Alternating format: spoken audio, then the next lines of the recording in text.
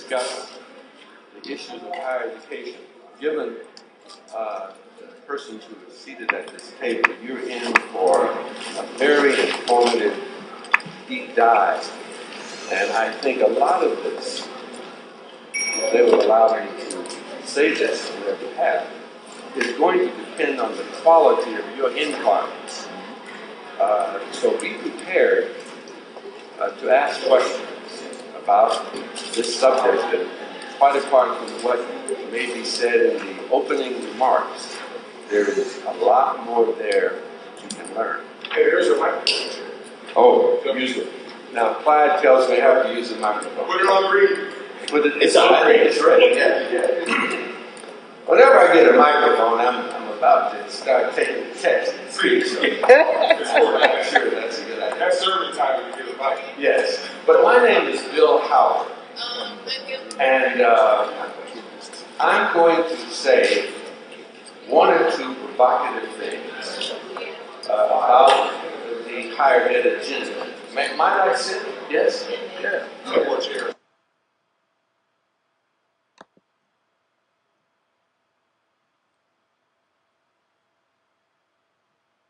Some units from Rutgers and some centers and institute. It's a very large part of Rutgers with a budget of about $1.3 billion. So the health science component. The change in governance also called for chancellors in Newark, chancellor in Camden, and a chancellor for health sciences and expansion of the board of governors. Just very quickly, you can see from this map, every dot represents a facility for Rutgers now, under the expanded thing, including the agricultural stations around the state of New Jersey. Our operating budget will be about $3.4 billion this year, but the interesting thing is the financial aid budget for the new Rutgers is over $1 billion a year, and about $700 million in sponsored research. So what's it do? What's the benefit for integration? The big benefit is research. To really build a very strong research engine for the state. So currently this year, $700 million in sponsored research. We're projecting almost $900 million in research in the next few years because of the synergy of the CIC, the Big Ten, the ability to integrate pharmaceutical industry now in clinical practices. So if you're UMBJ or University Hospital in Newark, most of the physicians in those places will be Rutgers faculty, Rutgers research faculty, working in those settings.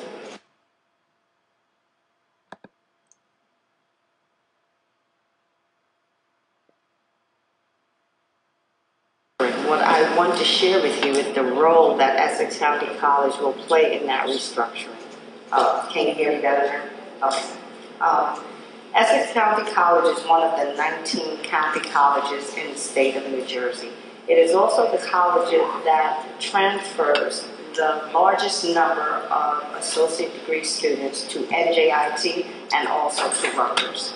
So with just that fact alone, we have some dual challenges.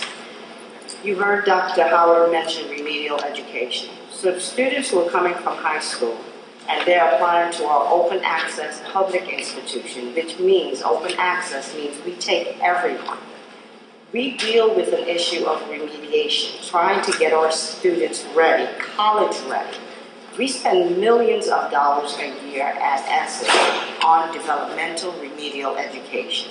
So that's one challenge that we face. So we're trying to be more creative in addressing that challenge and working with the high schools, partnering with the high schools earlier so that we can get those students, probably test those students on the AccuPlacer standardized assessment exam so that we can find out where they score and work with them while they're in high school so that by the time they enter Essex, that they're already either at college readiness or they're score a higher score than they normally would have scored.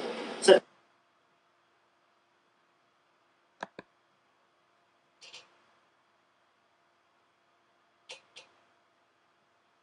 and my official title is Assistant Secretary of Higher Education for the state of New Jersey. You've heard it referred to some of the programs that I've run. I'll get to that in a minute. Before I talk about my official role and the state view, I have a different view also of higher education in New Jersey. How many of you are high school students first? Okay. College students? All right. I just want to make sure. I'm a tuition paying dad in the state. I just set my check to Rutgers for my son. God bless you, God bless you. There is life after tuition. Yeah. I have a son who's a freshman at Rutgers Camden. I have a daughter who, after a year at Morgan, returned home and is now going to Burlington County Community College. I have a 16-year-old that I hope wakes up, besides football practice and follows his siblings. But also, I have a sister who was abandoned by her husband with her children, and at middle age is going back to school. At night, full time as a student, so she can progress on in her life.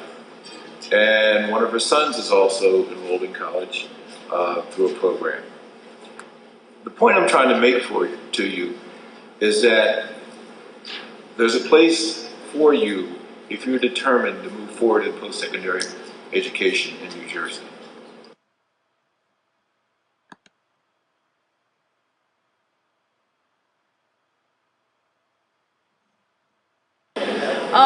My name is Rihanna, and I'm in the 11th grade, and I'm interested in going to Rutgers, but I want to go to the one in Newark because one of their undergraduate schools is criminal justice, and that's what I want to study.